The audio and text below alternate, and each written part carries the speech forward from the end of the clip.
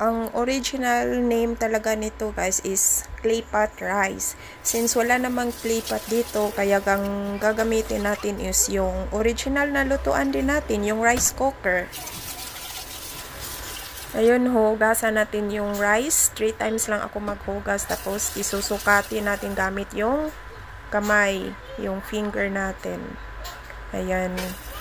After that, isasalang na natin siya sa rice cooker. Tapos, antayin natin siya mamaya. Pag naaamoy mo na yung kanin na parang na kumukulo na, doon mo na ilalagay yung sausages na gusto mo. Pero yung ginagamit ko is yung Chinese sausage.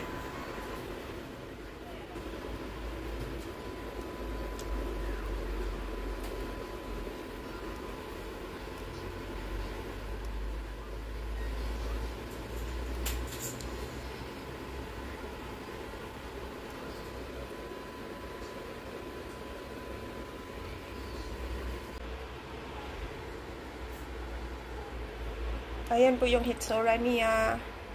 Cook na po. Tapos naluto na po yung rice natin na may sausage kasama sa pagluluto. Ayan. Ayan po. Ito yung liver sausage. Ayan siya. Mamaya ikakat natin to ng napakanipis. Ayan siya. Luto na yan. Ito din.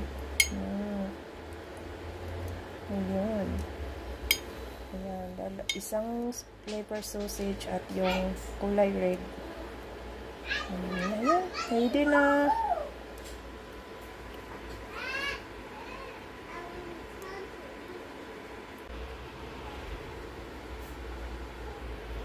Ayan po yung hitsura niya.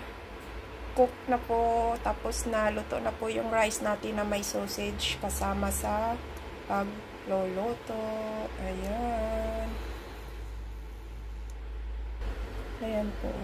Ito yung liver sausage. Ayan siya. Mamaya ikakat natin to ng napakanipis. Ayan siya. Luto na yan. Ito din. Ayan. Ayan. Isang flavor sausage at yung kulay red. Ayan. Ready na.